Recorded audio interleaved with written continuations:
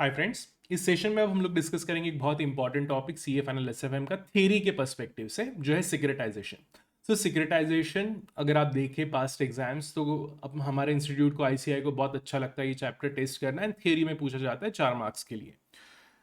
Topic बहुत easy है एक एंगल से अगर आप इसको समझ लेते हो तो। And as we discuss this is theory topic और 4 मार्क्स के लिए टेस्टेबल है। नाउ इस चैप्टर को पढ़ने के दो तरीके हो सकते हैं। पहला तरीका बहुत सिंपल स्ट्रेट फॉरवर्ड, लेकिन वो काम नहीं करेगा। तरीका क्या है, आप सीधा टॉपिक उठाएं बिना सोचे समझे, एक एक पॉइंट को पढ़ते जाए, रटते जाए, एग्जाम के पहले उसको रिवाइज करें और चांसेस ये है कि आपको एग्जाम में कुछ भी याद नहीं आएगा। ठीक है।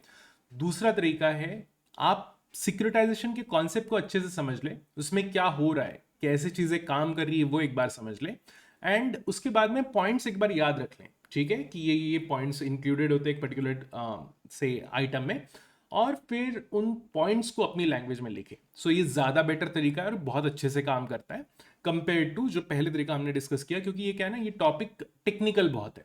तो टेक्निकल टॉपिक को आप कितना ही रट लो तो कंफ्यूजन होने के चांसेस बहुत ज़्यादा रहेंगे, राइट। सो अब हम शुरू करते हैं, इसको इस टॉपिक को डिटेल में डिस्कस करेंगे। तो ऐसा ऊपर ऊपर वाला डिस्कशन नहीं है, रिवीजन नहीं है, ये प्रॉपर डिटेल डिस्कशन है। राइट, चलो शुरू करते हैं सिक्रेटाइजेशन के कॉन्सेप्ट से। एज इट इज लाइक जैसा का वैसा कॉन्सेप्ट डिस्कस करेंगे, एंड देन धीरे धीरे फिर पॉइंट्स भी डिस्कस करेंगे। इस सेशन में हम लोग आईसीआई का मॉड्यूल ही यूज करने वाले हैं। It is just like module के को ही कॉपी पेस्ट किया हुआ है यहाँ पे, राइट। चलो, so will start with the concept securitisation. क्या होता है ये सिक्रेटाइजेशन, उसको डिस्कस करने के पहले हम एक ट्रेडिशनल बैंक जो होता है उसका बिजनेस देख लेते हैं, बिजनेस कैसे काम करता है। सो ये है से एचडीएफसी बैंक, अज्यूम कर लेते हैं, ठीक है। और एचडीएफसी बैंक ने, ये टोटल बैंक ने 1 लाख के डिपॉजिट्स लिए, ठीक है। 1 लाख के डिपॉजिट्स लिए और ये जो है 1 लाख लोन में दे दिया, ठीक। यहां पे है ये बोरोवर, इसको हम बी बोल देते हैं। Excuse me, so I hope this is visible, just second, थोड़ा मूव कर लेते हैं इसको। सो ये है बोरोवर, राइट। सो ये हो गया एक ट्रेडिशनल बैंकिंग मॉडल। तो ट्रेडिशनल बैंकिंग मॉडल में क्या हो रहा है कि एचडीएफसी ने डिपॉजिटर से पैसा लिया और लोन दे दिया। अब प्रॉब्लम ये है, मान लो कि एचडीएफसी के पास में एक और बोरोवर पहुंचा लोन मांगने के लिए और बोला कि यार मुझे भी तो 1 लाख का लोन चाहिए, और मैं तो अच्छा लाइक मेरी रीपेमेंट कैपेसिटी अच्छी है, I can pay you like timely, बिना डिफॉल्ट के सब कुछ। अब एच को फिर से डिपॉजिट्स उठाने पड़ेंगे, ठीक है। सो अब प्रॉब्लम ये है ना कि ये डिपॉजिट लेना इतनी आसान चीज़ नहीं है। देख, जो इकोनॉमी में पैसा है वो ऐसा थोड़ी ना हो जाएगा कि आके लोग एकदम डिपॉजिट करने लग जाएंगे क्योंकि एच की रिक्वायरमेंट है, राइट। सो अब ये हमने एग्जाम्पल के लिए 1-1 लाख लिया हुआ है, आप 1-1 करोड़, 1 लाख करोड़ ऐसा भी एग्जाम्पल ले सकते हो सोचने के लिए, राइट। सो बट थोड़ा सा फ्रेंडली लगना चाहिए, इसलिए मैं 1 लाख यूज कर रहा हूँ। सो अब प्रॉब्लम ये है कि एच उठाए कैसे ये पैसा, राइट। तो एच इसमें क्या कर सकता है, ऑप्शन क्या है एच के पास में। तो पहला तो है किसी दूसरे बैंक से लोन ले ले 1 लाख का।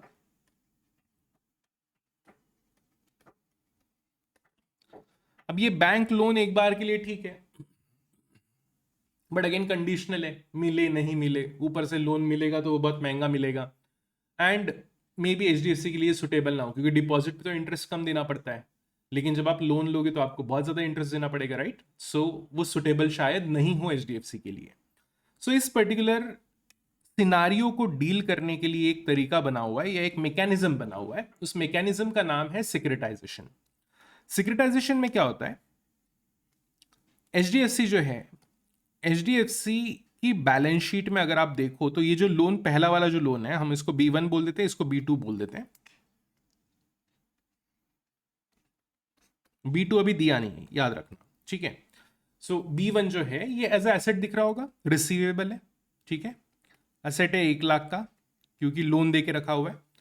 अब एच क्या करेगा, एच इस 1 लाख के लोन को ही बेच देगा, सेल कर लेगा, ठीक है। तो ये लोन को बेच दिया, तो लोन को बेचने का मतलब क्या होता है, मीनिंग क्या होता है। तो जैसे ये सेल कर दिया लोन, तो इससे B1 से जो भी प्रिंसिपल और इंटरेस्ट निकल के आएगा, plea plus interest in EMI, so monthly payment कर रहा होगा B1, सो जो भी ये प्रिंसिपल प्लस इंटरेस्ट बन के आएगा, ये HDFC जिसको ये बेचा हुआ है, हम इसको इन्वेस्टर बोल देते हैं आई, इसको पास ऑन कर देगा, ठीक है। सो इन्वेस्टर को अब रिटर्न मिलना शुरू हो जाएगा, ठीक है। तो इन्वेस्टर ने लोन खरीदा और अब ये इन्वेस्टर की एसेट बन गई है, राइट, एंड इन्वेस्टर अब इसके ऊपर इंटरेस्ट कमाएगा, सो जो इन्वेस्टर चाहता था। और इसके अगेंस्ट में इन्वेस्टर जो है, इन्वेस्टर HDFC को 1 लाख का पेमेंट कर देगा, सिंपल। अब ये 1 लाख का पेमेंट किया, अब HDFC के पास में एक और लाख आ गया, अब ये 1 लाख HDFC आगे पास ऑन कर देगा, यानी लोन दे देगा B2 को। अब आपके दिमाग में ये क्वेश्चन आना चाहिए कि यार ये ठीक है, लेकिन फिर इसमें HDFC का क्या फायदा हुआ? HDFC तो अटक गया ना। कैसे अटक गया? कि जो प्रिंसिपल इंटरेस्ट पहले HDFC को मिल रहा था, वो प्रिंसिपल इंटरेस्ट तो इसने इन्वेस्टर को ट्रांसफर कर दिया, जिसने लोन खरीदा है HDFC से, और HDFC ने नया लोन प्रोवाइड कर दिया। तो HDFC को क्या फायदा हुआ? सो HDFC को फायदा कैसे हुआ वो देखो। मान लो HDFC B1 से 15% इंटरेस्ट चार्ज करता है। HDFC B1 से 15% इंटरेस्ट चार्ज करता है, लेकिन जब वो लोन बेचेगा तो वो लोन, क्योंकि HDFC ने तो देखो एज अ डीलर काम किया है, राइट, सो लोन प्रोवाइड किया, एसेट बनाया अपनी बैलेंस शीट में HDFC ने, और वो एसेट इन्वेस्टर को बेच दिया। सो इन्वेस्टर के पास में 1 लाख चले गया। तो ये जो 1 लाख का इसने लोन जनरेट करके दिया इन्वेस्टर को, उसके अगेंस्ट में HDFC कमीशन अर्न करेगा, और वो कमीशन किस फॉर्म में होता है? तो मान लो कि B1 से HDFC 15% इंटरेस्ट अर्न करता है, तो जब HDFC इन्वेस्टर को इंटरेस्ट ट्रांसफर करेगा तो वो सिर्फ 13% करेगा, तो 2% HDFC की इनकम हो गई, राइट। और ये जो नया लोन दिया हुआ है, ये नए लोन पे नया 15% आ गया। तो पहले 1 लाख पे HDFC को कितना मिल रहा था? सिर्फ 15%। अब वही 1 लाख देखो, HDFC के बुक्स में अब एसेट 1 लाख की है, क्योंकि पहले वाला 1 लाख तो उसने बेच दिया, और नया वाला जो 1 लाख का लोन दिया हुआ है वो अब एसेट बन गया है, राइट। सो ये जो नया वाला एसेट बना हुआ है, जो HDFC ने जब B2 को बेचा था, B2 को जब बेचा है या लोन प्रोवाइड किया हुआ है, तब बना हुआ है, ठीक है। सो पहले वाले का 2% प्लस 15% 17% का इनकम, राइट। अब इसमें HDFC के लिए सबसे बढ़िया एडवांटेज पता है क्या है? कि अब HDFC को वो सब लोन वगैरह की माथापच्ची करने की जरूरत नहीं है। HDFC सिंपली इन्वेस्टर्स ढूंढते जाएगा, investor 1, investor 2, investor 3, investor 4 and so on, and loan बेचते जाएगा, 1 लाख उठाते जाएगा, फिर इसको 13% ट्रांसफर करेगा, फिर 1 लाख लेगा, फिर अगला वाला बोरोवर ढूंढेगा, फिर उसको प्रोवाइड करेगा, ठीक है, and this will keep going on, ठीक है। सो ये हो गया हमारा एसेट सेल करना, ये सिक्योरिटाइजेशन नहीं है, ठीक है। अब देखते हैं हम सिक्योरिटाइजेशन क्या होता है। तो सिक्योरिटाइजेशन का मैकेनिज्म HDFC के एंगल से यही है, बट चीजें थोड़ी सी बदल जाएगी, ठीक है। सो अब मैं थोड़ा और इलैबोरेट तरीके का एग्जांपल लूंगा। चल, सारे बोरोवर्स को हटाते हैं, HDFC को भी हटाते हैं, ये सब मिटाने की जरूरत नहीं थी, स्क्रॉल डाउन हो सकता था, अब ठीक है, मिटा दिया तो मिटा दिया। चलो फिर से हम HDFC बनाते हैं, बैंक थोड़ा बड़ा बैंक बनाएंगे इस बार, आपके लिए ज्यादा बड़ा हो जाता है ना। सो मैं छोटा भी बनाऊं तो भी चल जाएगा काम। I hope this is visible, है ना। अगर आपको विजिबल नहीं है तो यू कैन टेल मी। अब देखो ये हो गया HDFC बैंक। अब HDFC बैंक ने मान लो 5 लाख के टोटल लोन दे के रखे हुए, ये एसेट में दिखेगा 5 लाख के लोन्स दे के रखे हुए हैं, और इसमें कुछ कार लोन है, होम लोन है। कार लोन है से 1 लाख का, होम लोन है HL 2 लाख का, और से क्रेडिट कार्ड लोन है 2 लाख का, ठीक है। एट रैंडम फिगर्स ले रहा हूँ मैं, इसमें कोई लॉजिक ढूंढने की जरूरत नहीं है। और ये है B1, B2, B3, और ये बोरोवर्स के पूल मान के चलो। अब B1 यानी एक बोरोवर नहीं है, से सेट ऑफ बोरोवर्स, कि यहाँ पे ऐसे 100 बोरोवर्स है एंड इन्होंने लोन लिया हुआ है।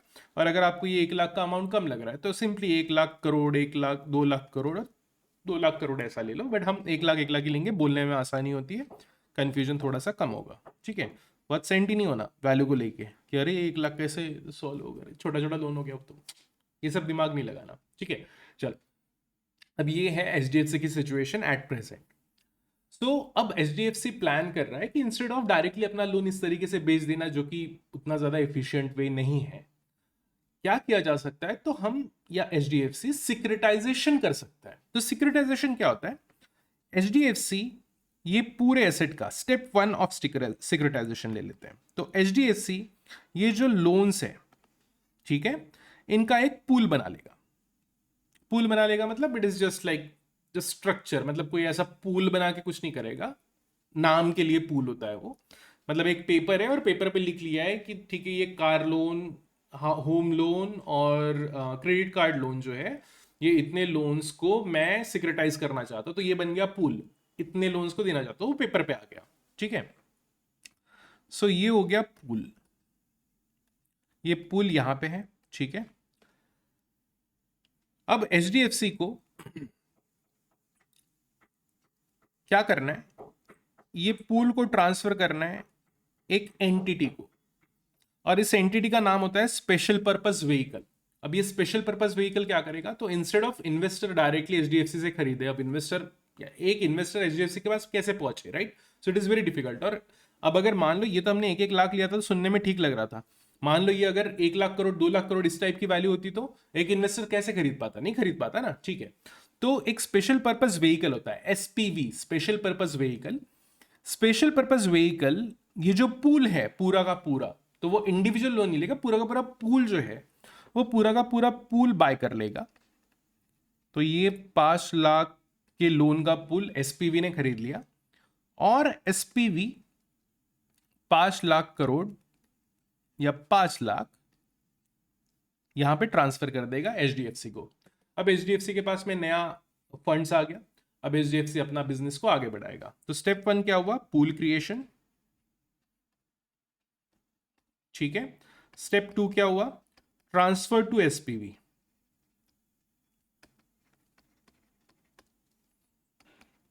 And then third, securitisation. अब ये जो एसपीवी है, एसपीवी के पास में 5 लाख का असेट बन गया, जिसमें एसपीवी को इंटरेस्ट और प्रिंसिपल ये जो पूल में से आएगा वो ट्रांसफर होगा। ऑब्वियसली एचडीएफसी अपना कमीशन रखेगा और कमीशन रख के ट्रांसफर करेगा। जब एचडीएफसी को ये सब ट्रांसफर, एसपीवी को जब ये सब ट्रांसफर हो रहा है, जो एचडीएफसी ये ट्रांसफर कर रहा है, तो इसका करेगा क्या एसपीवी? तो एसपीवी ढूंढेगा इन्वेस्टर्स। से यहां पे 3 इन्वेस्टर्स है, इन्वेस्टर 1, इन्वेस्टर 2, इन्वेस्टर 3। और ये इन्वेस्टर्स को ये पूल की, ये जो पूल एसपीवी ने खरीदा था जिसमें रिसीवेबल ड्यू है, इंटरेस्ट आने वाला है, प्रिंसिपल आने वाला है, उसकी सिक्योरिटी बना के इनको बेच देगा। तो ये जो इन्वेस्टर्स है ये सिक्योरिटीज को खरीद लेंगे, ठीक है। अब इन्वेस्टर्स ने सिक्योरिटी खरीदी, इसका मतलब क्या हुआ? इन्वेस्टर ने पैसा दिया होगा और उसके अगेंस्ट में सिक्योरिटी मिली होगी, और जो भी मंथली इंटरेस्ट या प्रिंसिपल आ रहा है वो एज अ कूपन, जैसे बॉन्ड में होता है ना कूपन मिलता है, वैसे एज अ कूपन इनको मिल रहा होगा। अब यहाँ पे जो कूपन होता है, सिक्योरिटाइज्ड जो स्ट्रक्चर्स होते हैं या सिक्योरिटीज जो होती है इस टाइप की सिक्योरिटीज, इसमें कूपन थोड़ा अलग तरीके से काम करता है, वो आपकी डिस्कशन का पार्ट नहीं है। बट आप अगर बॉन्ड का भी एग्जांपल लेके चलते हो, तो बॉन्ड वाले एग्जांपल में जैसे कूपन मिलता है, ये इन्वेस्टर्स को वैसे कूपन मिलेगा और इन्वेस्टर कूपन अर्न करेंगे, राइट? सिंपल, बहुत ही इजी टू अंडरस्टैंड, ठीक है। सो ये जो सिक्योरिटीज फॉर्म हुई है, ये सिक्योरिटी जो फॉर्म हुई, ये सिक्योरिटी जो फॉर्म हुई है, ये सिक्योरिटी फॉर्म की हमने, राइट? कहां से फॉर्म की? तो हमारे पास में एक लोन का असेट था, लोन के एसेट को पूल में कन्वर्ट करके उस पूल से हमने सिक्योरिटीज बनाई है, इसलिए इस प्रोसेस को कहते हैं सिक्योरिटाइजेशन। क्योंकि हमने सिक्योरिटी बनाई एंड बेची, उसको कहते हैं सिक्योरिटाइजेशन। तो अब यहां पे दिखने के लिए मैंने 3 इन्वेस्टर रखे, वैसे 3 लाख इन्वेस्टर्स हो सकते हैं जिन्होंने थोड़ा थोड़ा थोड़ा थोड़ा इन्वेस्ट किया होगा, थोड़ा मतलब भाई 10 लाख 20 लाख 50 लाख इसके हिसाब से। एंड देन यहाँ पे एसपीवी में पैसा आया, सो एसपीवी का पूरा प्रॉपर सेटलमेंट हो गया। फिर इसमें ये जो एसपीवी है, किसी को भी ये क्वेश्चन आ सकता है कि यार ये एसपीवी के पास में इनिशियली फिर इतना पैसा कैसे आया जो एचडीएफसी को दिया है? तो स्पॉन्सरर्स होते हैं। स्पॉन्सर क्या करते हैं? एसपीवी को स्पॉन्सर करते हैं सो दैट एसपीवी पे कर पाए एचडीएफसी को, एंड वो स्पॉन्सर फिर अपने पास में कुछ सिक्योरिटीज रखता है जिसमें इंटरेस्ट ज्यादा होता है, सो वो ज्यादा कमाता है। तो स्पॉन्सर ने क्या किया? पहले तो पैसा दे दिया, सिक्योरिटी बेच के उसका पैसा वापस आ गया, तो उसने टेम्पररी पीरियड के लिए पैसा दिया और उसने थोड़े से सिक्योरिटी अपने पास भी रख लिए जो कि रिटर्न ज्यादा प्रोड्यूस करेगी, लेकिन उसमें रिस्क भी ज्यादा होगी। मतलब जो जो स्पॉन्सर्स होते हैं, जो इक्विटी होल्डर्स होते हैं, मतलब इक्विटी शेयर जिनके होते हैं एसपीवी में, वो ज्यादा रिटर्न तो कमाते हैं लेकिन रिस्क ज्यादा होता है। तो रिस्क ज्यादा कैसे होता है? मान लो यहां पे ये जो लोन है, लोन में तो डिफॉल्ट्स आ सकते हैं, या लोन में अर्ली पेमेंट्स हो सकता है। याद रखना, अगर बैंक ने देखा है ना, बैंक आपको लोन, अगर आपने लोन लिया हुआ है तो बैंक चाहती नहीं कि आप लोन जल्दी वापस कर दे। क्यों? क्योंकि बैंक इंटरेस्ट लूज करती है। आप जैसे ही जाके बैंक को अपना पैसा दे दोगे कि ये मेरा लोन पूरा क्लियर, तो बैंक के लिए प्रॉब्लम क्या हो जाता है ना, बैंक बोलेगी एक सेकेंड रुको, ये कहीं,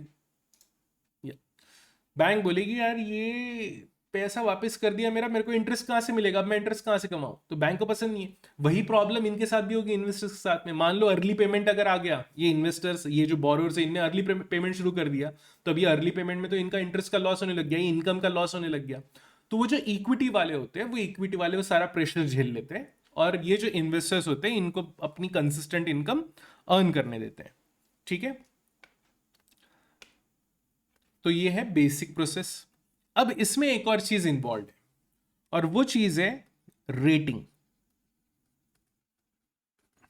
ठीक है, तो ये जो सिक्योरिटीज होती है, क्योंकि ये securities already backed by housing loan या जो कोलैटरलाइज्ड लोन्स है, ठीक है, इस टाइप के अगर लोन्स इसमें इन्वॉल्व है, प्लस ऊपर से एसपीवी इन्वॉल्व है, प्लस ऊपर से वो जो इक्विटी वाले हैं वो रिस्क लेने को तैयार है, तो ये जो सिक्योरिटीज है ये अच्छी रेटिंग के साथ में आती है, let's say triple A rated securities.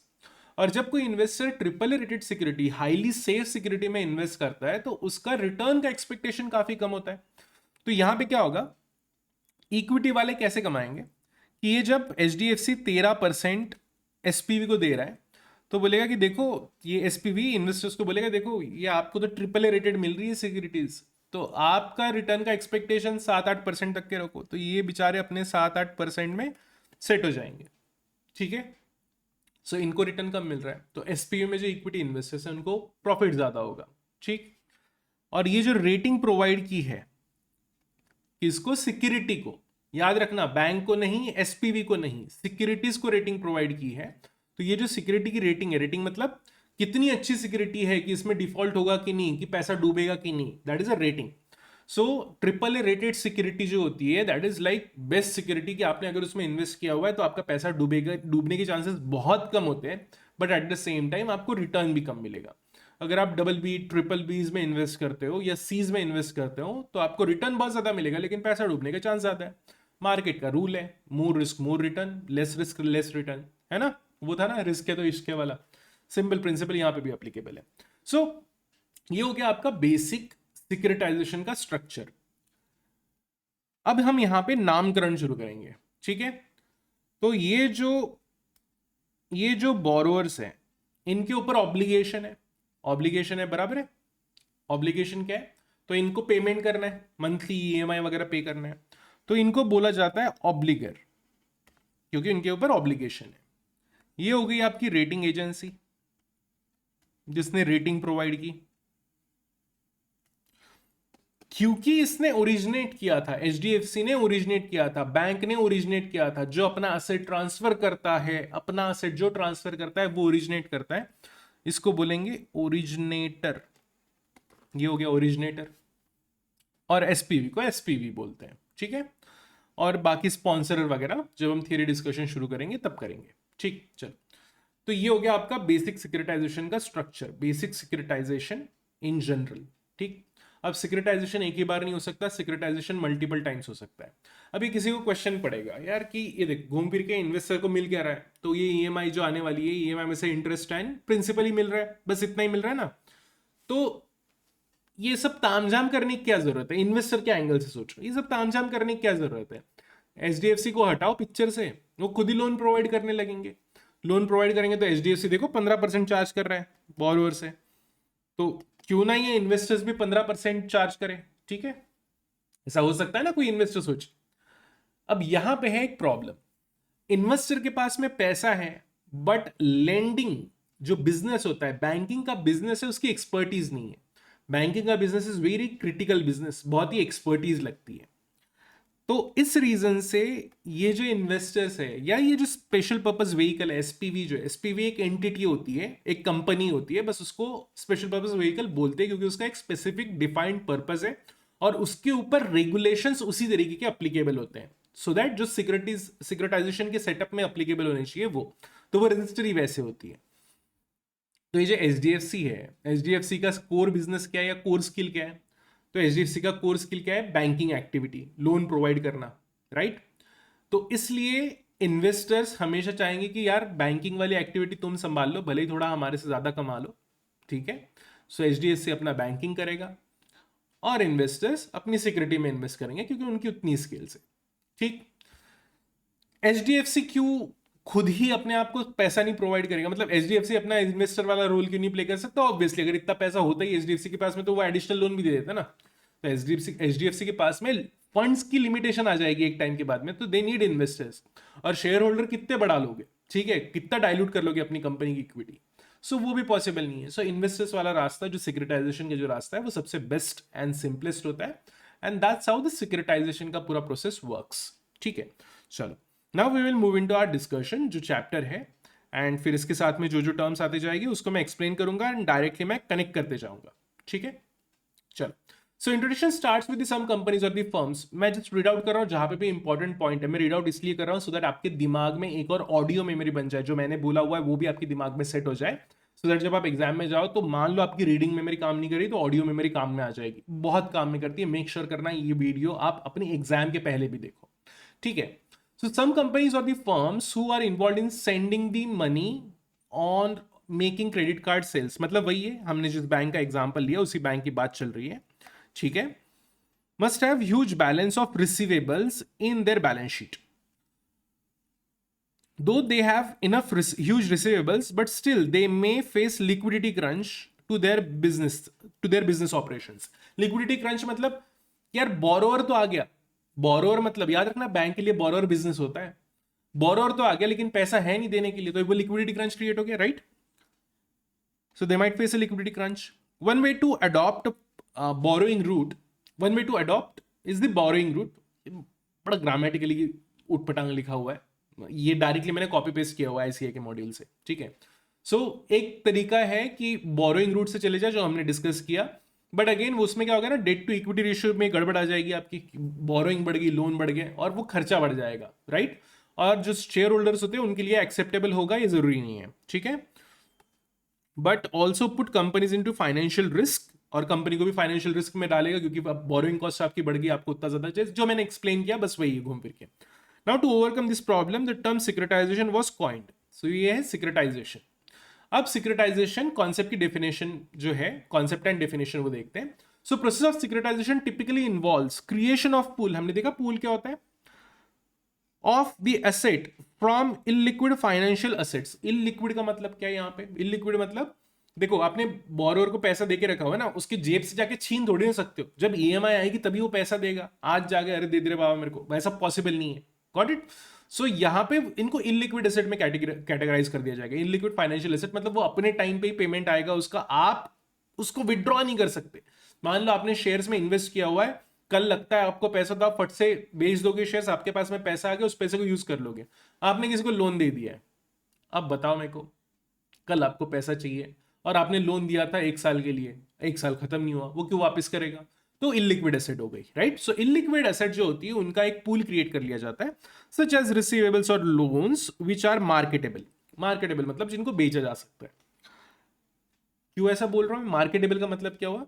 मान लो कोई एक ऐसा लोन का स्ट्रक्चर है, इस टाइप के कुछ loan, example agricultural loan. Agricultural loan securitise नहीं होते क्योंकि उसमें डिफॉल्ट बहुत ज्यादा होता है। तो यार किसी चीज में बहुत डिफॉल्ट होने की चांसेस है, तो ये जो इन्वेस्टर है वो इंटरेस्टेड क्यों होगा? तो मार्केटेबल नहीं हुआ ना वो। तो मार्केटेबल कैसे होते? होम लोन हो गया, डिफॉल्ट करेगा तो घर बेच दूंगा, राइट? कार लोन हो गया, डिफॉल्ट करे तो कार उठा के लेके जाएंगे। सो इनकी एक थोड़ी सी सेफ्टी है, सिक्योरिटी है। सो ये हो गया marketable loans. In the other words, it is the process of repackaging or rebundling of the illiquid asset into marketable securities. इसकी सिक्योरिटी कन्वर्ट हो जाएगी। So these assets can be automobile loans, credit card receivables, residential mortgages, or any other type of or form of future receivables. Okay, चलो। Now features of securitization. Creation of financial instruments, जो securities बनती है और जो बिकती है, जो investors खरीदते हैं, that is securitisation, right? And this is creation of financial instrument. The process of securities, securitisation होना चाहिए, can be viewed as process of creation of additional financial product of securities in the market backed by collaterals। backed by collateral, car, घर, ये सब collateral होता है ना। कभी भी कार लोन लोगे तो कार हाइपोथिकेटेड होती है उस बैंक के पास में, और जब आपकी ईएमआई खत्म हो जाती है तब आपको वो कार पूरी ट्रांसफर होती है। कभी चेक करना अपने, अगर आपके पास में कार हो तो उसके ऊपर चेक करो, ठीक है। चलो, then next is bundling and unbundling. Bundling मतलब पूल क्रिएट किया, अनबंडलिंग मतलब उसमें से जब तोड़ तोड़ के वो जो सिक्योरिटीज बनाई ना, जो इन्वेस्टर को दी, तो bundling and unbundling. When all the assets are combined into one pool is called bundling. और जब उसको इंस्ट्रूमेंट बना के या सिक्योरिटी बना के बांटे, देखो इंस्ट्रूमेंट आपको मल्टीपल वर्ड्स अगर याद नहीं रखने ना, पूरा सिक्योरिटी यूज करना। इंस्ट्रूमेंट की जगह पे सिक्योरिटी, फाइनेंशियल इंस्ट्रूमेंट की जगह पे सिक्योरिटी, कोई प्रॉब्लम नहीं है उसमें, ठीक है। Then tools of risk management. तो रिस्क मैनेजमेंट जो है यहां पे कैसे होता है ना, जो रिस्क मैनेजमेंट के अगर एंगल से बात करें तो बैंक के लिए, बैंक ने अपना लोन बेच दिया, राइट? तो अगर ये नॉन रिकोर्स है, नॉन रिकोर्स का मतलब अगर डिफॉल्ट हुआ तो इन्वेस्टर बियर करेगा। तो बैंक ने रिस्क मैनेज कर लिया अपना कि भैया डिफॉल्ट होने का लफड़ा मेरा नहीं, वो इन्वेस्टर झेलेगा। तो ये हो गया सिक्योरिटाइजेशन, रिस्क मैनेजमेंट, ठीक है, tool of risk management in securitisation. Then securitisation process acts as a risk management as the risk of default is shifted. Then structured finance. Structured finance मतलब क्या होता है ना, हर इन्वेस्टर की अपनी अपनी रिक्वायरमेंट्स है। वो जो वो होता है ना, पूल होता है, पूल से एसपीवी जो अपना सिक्योरिटी बनाती है, वो सिक्योरिटी इस तरीके से बनाया जा सकता है कि उसकी अलग अलग कैटेगरी होगी, कि आप ज्यादा रिस्क लो तो ज्यादा रिटर्न मिलेगा और कम रिस्क लो तो कम रिटर्न मिलेगा। सो उस तरीके से पॉसिबिलिटी है कि सिक्योरिटीज को बनाया जाए एंड देन फॉरवर्ड किया जाए। सो दैट्स अ पॉसिबिलिटी, ठीक है। इसलिए ये स्ट्रक्चर्ड फाइनेंस की कैटेगरी में आता है। So structured to meet the risk return trade off profile of investor, and hence these securitized instruments are considered as best example of structured finance। तो देखो पहले तो जो लोन था ना, अगर आप सिर्फ होम लोन को कंसिडर करो, उसके ऊपर तो एक स्पेसिफिक इंटरेस्ट रेट अप्लीकेबल होगा, जो इंटरेस्ट रेट मिल रहा होगा, बराबर है। लेकिन पूल से इस तरह की सिक्योरिटी बनाई जा सकती है सो दैट लाइक अलग अलग रिटर्न एंड अलग अलग रिस्क उसमें बियर किए जाए। अब एग्जाम्पल के लिए बता दूं मैं आपको, चलो मान लो 1 लाख का पूल है, इसमें से 2 टाइप की सिक्योरिटी बना दी है, और इस पूल के ऊपर 10% का रिटर्न जनरेट होने वाला है। याद रखो 10% का रिटर्न जनरेट होने वाला है। तो मान के चलते हैं कि 10,000 का इसके ऊपर इंटरेस्ट आएगा 1 साल का। मैं सीधा साल का एग्जांपल लेके चल रहा हूं। तो इसकी 2 सिक्योरिटीज बना दी जाएगी, S1 बोल लो और S2 बोल लो। बहुत ही रफ एग्जांपल है। एक इन्वेस्टर है भैया, उसको चाहिए कि मेरे को सब सेफ होना चाहिए, फालतू के नाटक नहीं होना, डिफॉल्ट वगैरह के। तो उसको बोलेंगे भैया तुम एक काम करो, तुम रखो 5% और तुम इन्वेस्ट करो 80,000। तुम 80,000 इन्वेस्ट करो एट 5%। तो 80,000 का 5%, वो तो खुश हो जाएगा। आपको अगर रेट बढ़ाना है तो रेट बढ़ा भी सकते हैं, तो भी आपको मजा आएगा, ठीक है। देखो मैं दिखाता हूं, ठीक है। 80,000 पे 8% कितना हुआ, 6,400 ये मिला इसको, इन्वेस्टर 1 को, इतना रिटर्न इसको मिला। अब ये आया इन्वेस्टर 2 और वो बोलता है कि यार सारी रिस्क देते मेरे को, रिस्क से प्रॉब्लम नहीं भैया, रिटर्न बढ़िया सा होना चाहिए, ठीक है।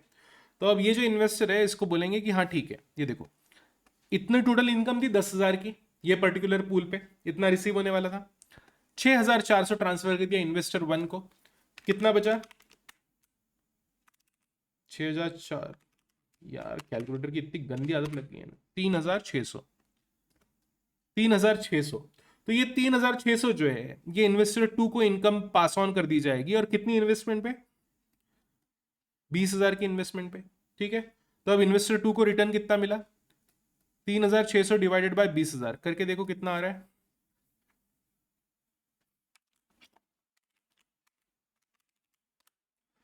18%। देखा मैजिक। बोरोवर जो है, ऑब्लिगर जो है, वो 10% ही दे रहा है, लेकिन इससे हमने 2 सिक्योरिटीज बना ली। एक है 8% वाली सिक्योरिटी और दूसरी है 18% वाली सिक्योरिटी। 18%, 8% का और 18% का, है ना। सो स्ट्रक्चर कर लिया। बट इसके अगेंस्ट में अब ये जो इन्वेस्टर 2 है ना, मान लो ये जो 1 लाख का पूल है उसमें डिफॉल्ट आ गया से 2,000 का, तो अब ये इसको बियर करना पड़ेगा, इन्वेस्टर टू को पहले बियर उसको करना पड़ेगा जब तक कि उसका पूरा पोर्शन वाइप आउट नहीं हो जाता, और तभी जाके इन्वेस्टर वन पे कोई बर्डन आएगा। तो मतलब investor one is relatively safe.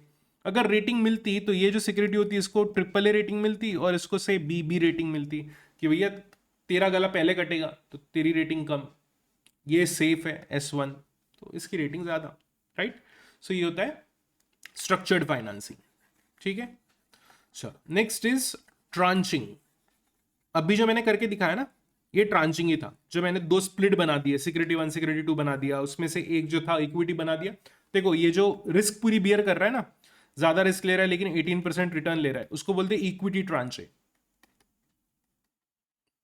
किसी कंपनी में रिस्क सबसे ज्यादा कौन बियर करता है? इन्वेस्टर बियर करता है ना, इक्विटी होल्डर बियर करता है। तो यहां पे रिस्क इक्विटी वाले ही बियर करेंगे और उसको बोलेंगे इक्विटी ट्रांच है। और एक था 8% वाला, ठीक है, उसको बोलते हैं सीनियर ट्रांच है और ट्रांच, जैसे भी जिसकी श्रद्धा जो बोलना है, ठीक है। ये जो स्पेलिंग है ये गलत है और बहुत सारे लोग भी इसको गलत बोलते हैं। ट्रेंचे नहीं है वो, ट्रेंचे नहीं होता, ट्रांचे होता है, ठीक है। ट्रांच, ट्रांचे और ट्रांचिंग, ठीक है। So this is ट्रांचिंग। सो ट्रांचिंग में क्या है? So portfolio of a different receivables or the loans of the assets are split into several parts based on the risk and return they carry called tranche. Each tranche, नहीं tranche, tranche or tranche only. ठीक है? So each tranche carries a different level of risk and return. And then homogeneity.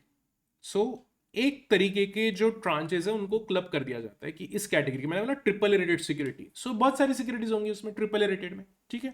तो एक homogeneity मिल जाती है। So under each tranche और tranche security issues are of homogeneous nature, ठीक है।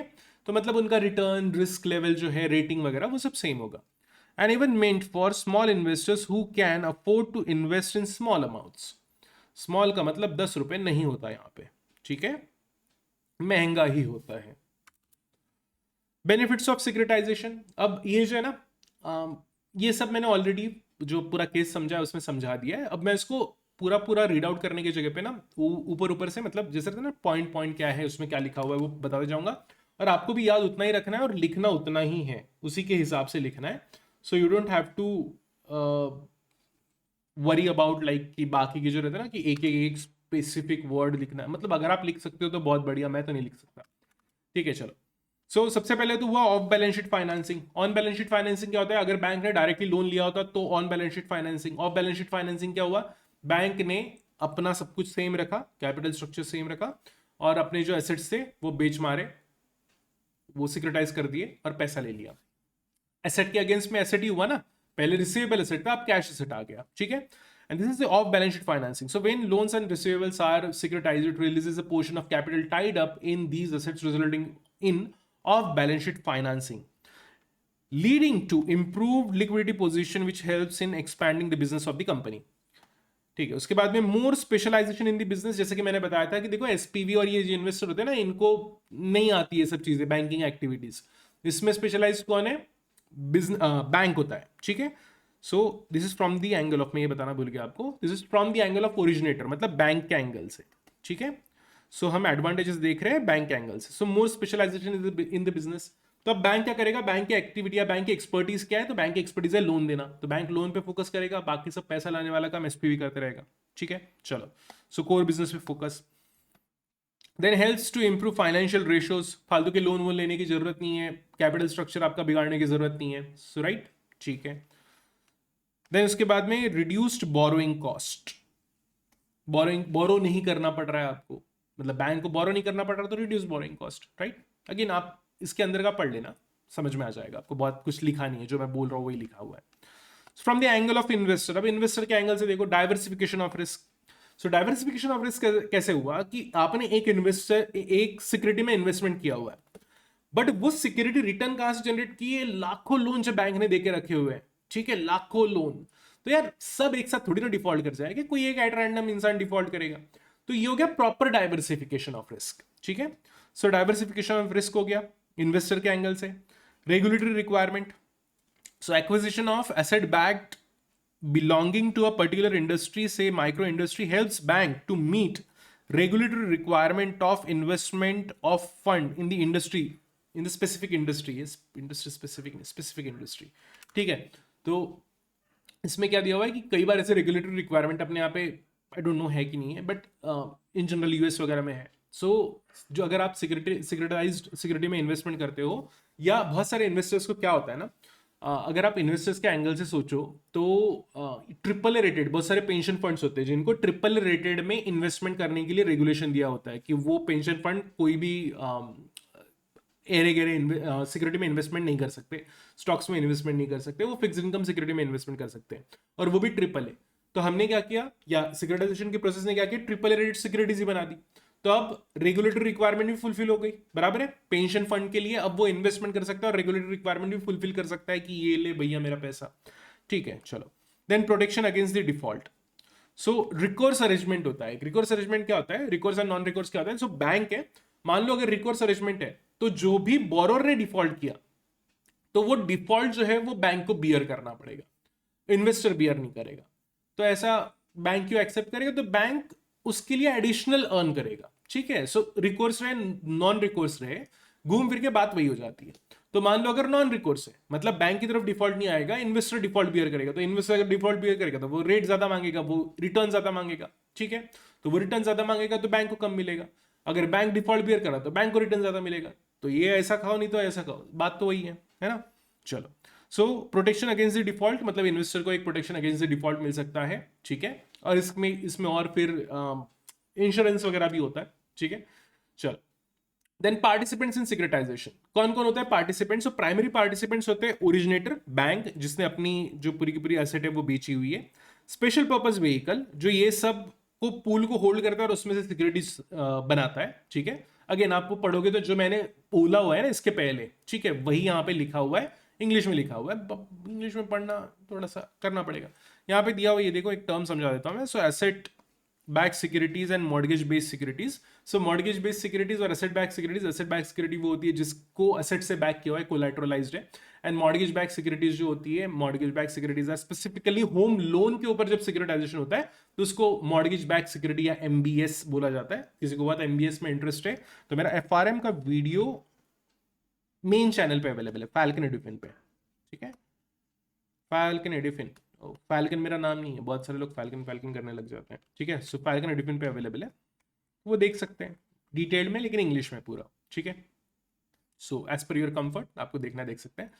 उसके बाद में आते थे इन्वेस्टर्स जो इन्वेस्टमेंट कर रहे हैं, ठीक है। तो जो सिक्योरिटाइज पेपर जो होते हैं उसको खरीदते हैं, इंस्टीट्यूशनल इन्वेस्टर्स होते हैं, म्यूचुअल फंड होते हैं, provident fund, pension funds, mutual fund 2 बार टाइप कर दिया, financial institutions. So since they acquire a participating interest in total pool of assets receivables, they receive their money back in the form of interest and principals as per the terms agreed. So इसकी terms भी होंगी। फिर आते हैं ऑब्लिगर्स। ऑब्लिगर मतलब जो borrower है। देखो, बोरोवर सिक्योरिटाइजेशन का पार्ट नहीं है, बोरोवर को नहीं पता चलता कि उसके जो लोन है वो सिक्योरिटाइज हो गए, वो उसका काम है, वो अपना ईएमआई कटेगा उसके बैंक में से फिक्स, वो एचडीएफसी रिसीव करेगा वो, ठीक है। सो ऑब्लिगर के लिए बहुत ज्यादा पार्ट नहीं रहता, मतलब ऑब्लिगर डायरेक्टली पार्ट नहीं है सिक्योरिटाइजेशन प्रोसेस का, इनडायरेक्ट पार्ट है, थर्ड पार्टी वो, ठीक है। So main source of whole securitisation process, and then वही कहानी लिखी हुई है इंग्लिश में, आप पढ़ो। उसके बाद में रेटिंग एजेंसी जो रेटिंग प्रोवाइड करती है सिक्योरिटीज को, बताती है कि ये ट्रिपल ए रेटेड क्योंकि इसमें रिस्क कम है, और ये डबल बी है क्योंकि इसमें रिस्क ज्यादा है, ठीक है। सो उसके बाद में सो किसके बेसिस पे करेगी। So mechanism to ensure timely payment and interest principal, credit quality of securities, liquidity का support कितना है। liquidity का support मतलब कुछ अगर ऊपर नीचे हो जाए तो liquidity support रहते हैं, ठीक है। ये receiving payment नहीं, इसके बाद में आएगा liquidity support। and then strength of the legal framework उस particular country या geography या location में कैसा है, ठीक है। then receiving and paying agent जो obligor से पैसा collect करके SPV को transfer करे उसको RPA बोलते हैं, ठीक है। एंड डिफॉल्ट के इसमें भी फॉलो अप करेगा एंड लीगल एक्शन भी लेगा, आरपीए। उसके बाद में एजेंट और ट्रस्ट का काम क्या है, ये सब जो तामझाम चल रहा है वो सब बराबर चल रहा है या नहीं, बस इसके ऊपर वॉच रखना, ठीक है। So oversee that all the parties to deal perform in true spirit in terms of agreement. And then credit enhancer का काम क्या होता है, सो इन केस मान लो दो टाइप की प्रॉब्लम्स होती है सिक्योरिटाइजेशन के प्रोसेस में, अर्ली पेमेंट हो जाए जिसको प्री पेमेंट रिस्क बोलते हैं, and then there is a default risk, मतलब कोई इन्वेस्टर अगर पेमेंट ही ना करे तो। प्री पेमेंट या डिफॉल्ट दोनों ही कैश फ्लो जो आ रहा है इन्वेस्टर के पास में उसमें थोड़ी गड़बड़ हो सकती है, तो क्रेडिट इनहांसर रेडी रहता है, लेटर ऑफ क्रेडिट दे देता है कि हाँ कुछ भी गड़बड़ हुई तो मैं थोड़ा सा फंड प्रोवाइड कर दूंगा, उसके अगेंस्ट में मेरे को इंटरेस्ट पे कर देना है, जो भी कमीशन रहता है वो कमीशन पे कर देना, and that is a credit enhancer का काम। अगेन आपको एक बार रीड करना है, यू विल अंडरस्टैंड, एंड वही है, नहीं समझ में आता है तो बताओ एक बार, मैं बता दूंगा, एक्सप्लेन कर दूंगा। देन स्ट्रक्चरर, स्ट्रक्चरर का काम क्या होता है? स्ट्रक्चरर वो इंसान होता है जो बैंक को पकड़ता है, ये तो इधर वो होता है शादी में होते हुए पंडित रहते हैं कि दूल्हा दुल्हन ढूंढ के लाते हैं, क्या तुमको दूल्हा चाहिए, अरे तुमको दुल्हन चाहिए क्या, हाँ मेरे पास में है कैंडिडेट, तो स्ट्रक्चरर वो काम करता है। मुझे वो एग्जैक्टली वर्ड याद नहीं आ रहा है, बिचौलिया टाइप का या what ever it is like, may be मैं गलत वर्ड यूज कर रहा हूँ, ठीक है, जो भी मीडिएटर होता है ना, सो मुझे मराठी में वर्ड याद है लेकिन आप में से जो लोग मराठी नहीं है उनको समझेगा नहीं, ठीक है, सो जो भी है, जैसे मैरिज ब्यूरो जैसा सब दूल्हा दुल्हन को मिलाता है, वैसे ऑब्लिगर, इन्वेस्टर, क्रेडिट इनहांसर सबको वो मिलाने का काम करता है, सो वो होता है स्ट्रक्चरर, ठीक है। सो मैकेनिज्म ऑफ सिक्योरिटाइजेशन कैसे कैसे काम करता है, अगेन हमने ऑलरेडी डिस्कस कर लिया। पहला पार्ट है क्रिएशन ऑफ पूल, दूसरा काम है ट्रांसफर टू एसपीवी, तीसरा काम है sale of securitise paper to investors. Then administration of asset, मतलब वही कि पैसा कलेक्ट करना, बांटना, इन्वेस्टर को इंटरेस्ट देना and all. Recourse to oblige originator, तो रिकोर्स होगा तो ओरिजिनेटर के पास में जाएगा, नॉन रिकोर्स अग्रीमेंट अगर है तो नहीं जाएगा। रिकोर्स मतलब वही डिफॉल्ट हुआ तो कौन बियर करेगा, ठीक है। रिकोर्स मतलब ओरिजिनेटर बैंक बियर करेगा, नॉन रिकोर्स मतलब डिफॉल्ट। देखो असेट ट्रांसफर हो चुका है इन्वेस्टर को, तो रिकोर्स का मतलब क्या होता है, जो इन्वेस्टर के पास में डिफॉल्ट पहुंचा है बोरोवर से वो रिकोर्स हो जाएगा, वापस आ जाएगा, ठीक है। नॉन रिकोर्स है तो भैया तू देखते बैठ, सिंपल, ठीक है। So recourse to originator, then repayment of funds, and then credit rating to instruments, ठीक, चलो ये भी इजी इजी था। देन प्रॉब्लम्स इन सिक्योरिटाइजेशन, ये इंडिया स्पेसिफिक प्रॉब्लम की बात कर रहे हैं हम लोग इंडियन कॉन्टेक्स्ट में, ठीक है। अगेन ये आप पढ़ोगे तो बहुत ही ईजी है समझने के लिए। सबसे पहले तो है ना, पूरा का पूरा असेट जो है वो ट्रांसफर हो रहा है, तो उसमें स्टैम्प ड्यूटी, फिर सिक्योरिटीज जा रही है उसमें स्टैम्प ड्यूटी, तो वो सब में वो सब की प्रॉब्लम है थोड़ी सी, ठीक है। तो ये ट्रांसफर ऑफ प्रॉपर्टीज एक्ट वगैरह वगैरह इन्वॉल्व हो जाता है, ऐसा आईसीआई का बोलना है, ठीक है। तो वो भी 12% है तो बहुत महंगा पड़ता है। देन नेक्स्ट प्रॉब्लम है टैक्सेशन, टैक्सेशन की प्रॉब्लम बहुत हद तक के रिजॉल्व हो चुकी है लेकिन फिर भी इतनी क्लैरिटी नहीं आई है। सो टैक्सेशन के लिए स्पेसिफिक नॉर्म्स चाहिए कि कौन कमा रहा है, कौन कितना कमा रहा है, किस टाइप की इनकम है, कैपिटल गेन है, पीजीबीपी है, एसपीवी का क्या रोल है, एसपीवी की इनकम होगी कि नहीं होगी, कि इन्वेस्टर की इनकम होगी, क्योंकि पहले देखो एसपीवी रिसीव कर रहा है, राइट, जो भी इंटरेस्ट वगैरह आता है वो एसपीवी रिसीव करता है। सो एसपीवी की इनकम होगी कि नहीं होगी, कि किसकी होगी, वो सब जो तामझाम है वो सब अभी क्लियर नहीं है। आप अगेन एक बार पढ़ लो तो समझ में आ जाएगा। अकाउंटिंग की प्रॉब्लम है यार, अकाउंटिंग की प्रॉब्लम के लिए बिजनेस करना थोड़ी ना छोड़ता है, तो अकाउंटिंग तो कर लेंगे कैसे भी करके। तो अकाउंटिंग में ये ऑफ बैलेंस शीट सिक्योरिटी है एक्चुअली। सो पूरा का पूरा प्रोसेस जो है वो ऑफ बैलेंस शीट चल रहा है, तो उसको अकाउंटिंग में कैसे अकाउंट फॉर करना, सो वो एक प्रॉब्लम है। एंड लैक ऑफ स्टैंडर्डाइजेशन, की डॉक्यूमेंट्स वगैरह वगैरह जो है वो स्टैंडर्डाइज नहीं है, प्रोसेस स्टैंडर्डाइज अभी तक के पूरा डॉक्यूमेंटेड नहीं है, सो वो प्रॉब्लम है। इनएडेक्वेट डेट मार्केट, अब देखो सिक्योरिटी क्या है, सिक्योरिटाइजेशन क्या है, तो वो जो एसेट है वो एसेट को बेचा जा रहा है। अब वो एसेट जो है वो तो लोन एसेट है, तो आपके पास में डेट मार्केट अगर अच्छा होगा तो आपकी सिक्योरिटीज बिकेगी या सिक्योरिटाइजेशन प्रोसेस सक्सेसफुल रहेगा, अदरवाइज तो वो फ्लॉप हो जाएगा, right. Ineffective foreclosure loss, foreclosure का मतलब होता है कि जो जिसने डिफॉल्ट किया उस डिफॉल्ट वाले से पैसा निकालना, वो फोरक्लोजर लॉस में आता है। सो अब फोरक्लोजर लॉस के इतने इफेक्टिव नहीं है हमारे पास में, तो वो प्रॉब्लम अगेन आप एक बार पढ़ो समझ में आ जाएगा, ठीक है। देन उसके बाद में सिक्योरिटाइजेशन इंस्ट्रूमेंट्स, तो दो टाइप के सिक्योरिटीज होते हैं, पास थ्रू सर्टिफिकेट्स एंड पे थ्रू सिक्योरिटीज, ठीक है।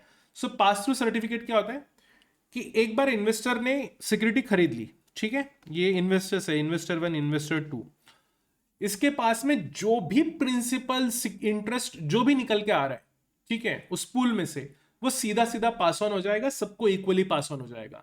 So this is the pass through security, इसलिए उसको पास बोलते हैं कि सीधा पास ऑन हो गया, और इसमें कोई भी कैटेगरी नहीं होगी। मतलब अगर पास थ्रू सिक्योरिटी बनाई है एक पूल से, तो सबको जो भी प्रिंसिपल या इंटरेस्ट आ रहा है सब में बटेगा, मतलब सारे सिक्योरिटी होल्डर्स को बराबर बटेगा, बराबर। अज्यूमिंग मान लो एक ने 90% होल्ड करके रखा हुआ है तो ऑब्वियसली उसको प्रिंसिपल इंटरेस्ट 90% जाएगा, दूसरे ने अगर 10% सिक्योरिटीज होल्ड करके रखी है उस पूल में तो उसको 10% इंटरेस्ट एंड सिक्योरिटी का पोर्शन मिलेगा, ठीक है, बट बटेगा इक्वली, ठीक है।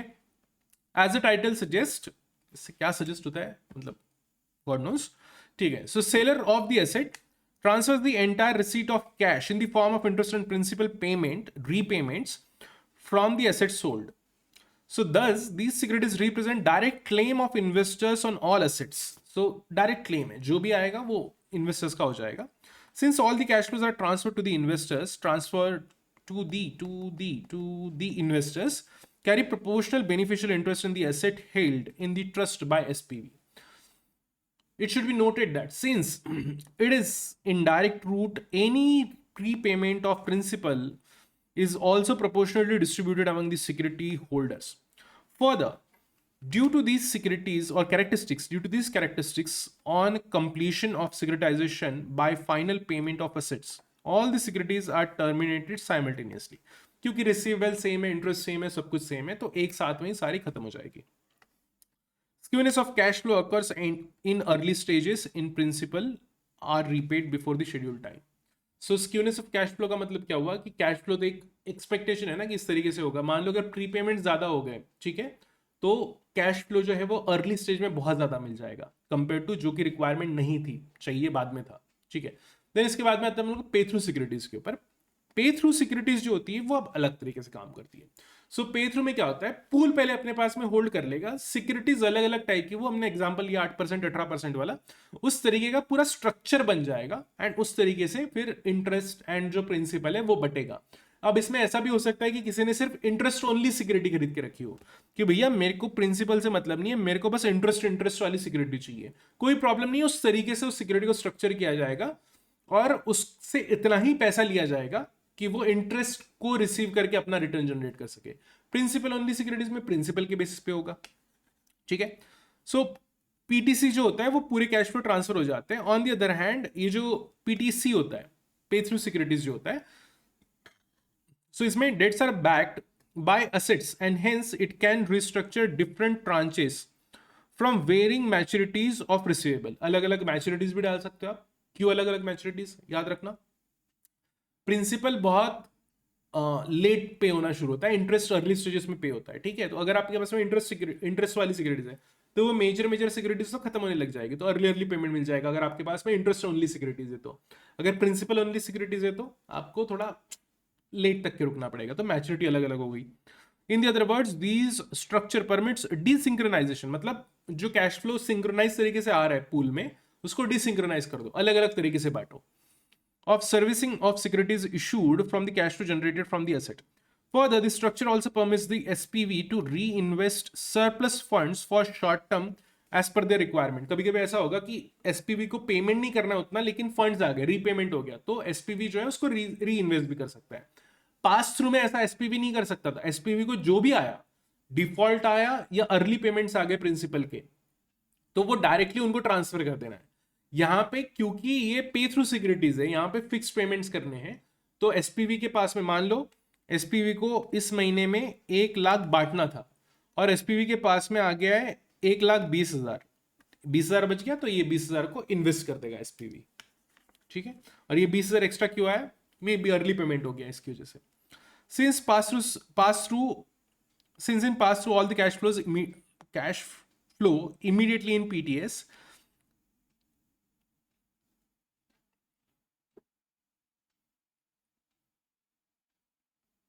in case of early retirement of receivable plus cash can be used.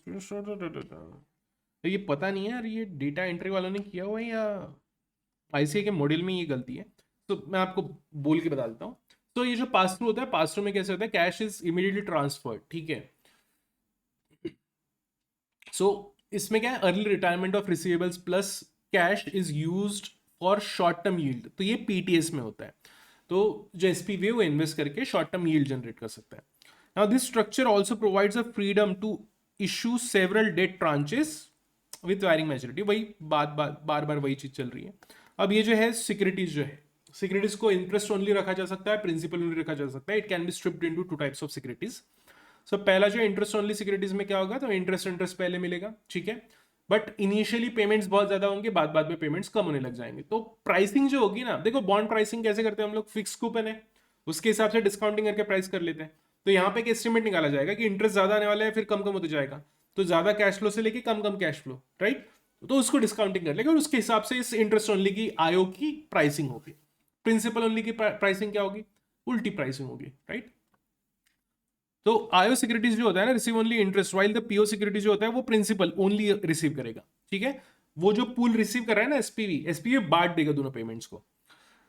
Being highly volatile in the nature, आयो जो होता है, this securities are, IPO जो होता है, are less preferred by the investor, investor को इसमें मजा नहीं आता। In case yield to maturity in market rises, PO price tends to fall. Yield to maturity in the market rises मतलब market में अगर इंटरेस्ट रेट जो है, यील्ड जो है वो बढ़ रहा है, नॉट इंटरेस्ट रेट, तो यील्ड अगर बढ़ रही है तो ऑटोमेटिकली प्रिंसिपल के पेमेंट जो है वो अर्ली पेमेंट होना शुरू हो जाएगा, लेट पेमेंट होना शुरू हो जाएगा, and that's why the price will tends to fall because borrower prefers to postpone the payment on cheaper loans. Whereas if the interest rate in the market falls, अगर interest rate गिर गया तो borrower tends to repay the loans as they prefer to borrow fresh loans, और इससे lower हो जाएगा pricing किसका? तो इंटरेस्ट ओनली सिक्योरिटीज का। Now in contrast, value of IO securities increases when the interest rate goes up in the market as more interest is calculated on borrowings. ठीक है। However, when the interest rate due to repayment, prepayments of principal, IO tends to fall.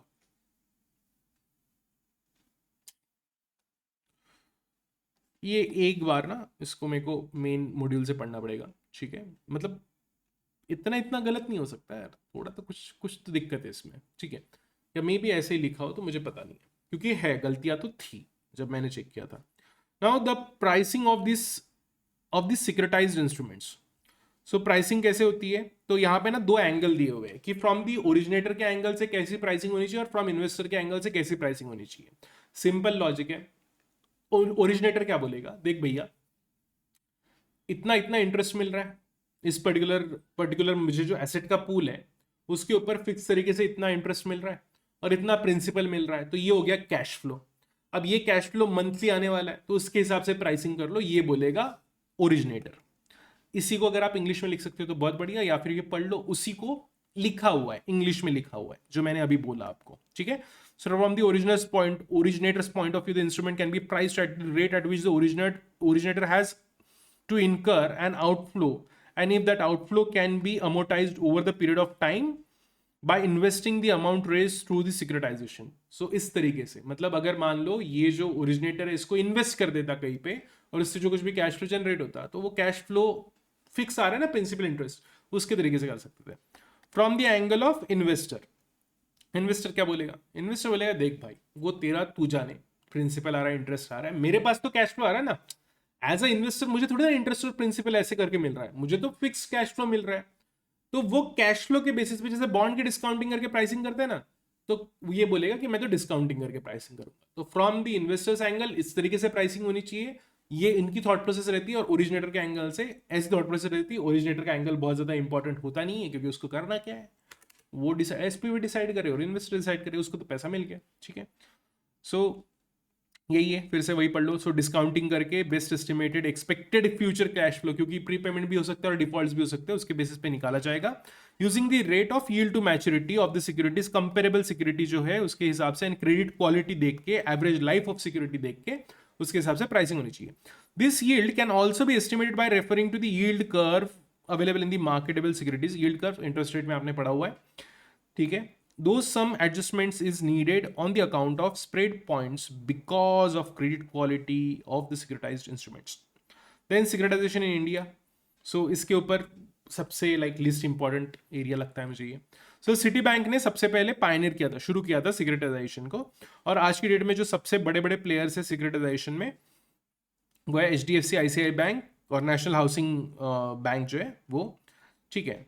सो इसके लिए laws भी बनाए हुए हैं, SARFAESI, NPS, ठीक है, नहीं सरफेसी ओनली, ठीक है, to tackle menace of non performing asset जो भी आएगी उसमें विदाउट अप्रोचिंग द कोर्ट। अभी सरफेसी सीए फाइनल लॉ से हट गया शायद, है ना।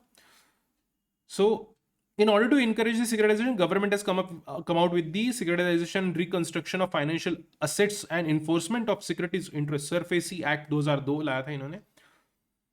While growing sophistication of financial product in Indian capital market, SERFESI जो है, सिक्योरिटाइजेशन जो है, securitisation occupied an important place, but securitisation का ग्रोथ उतना नहीं हुआ जितना ग्लोबली हुआ. अगर आप ग्लोबल रेट देखो वर्सेस इंडिया का रेट देखो तो बहुत ही डिफरेंस है. ठीक है.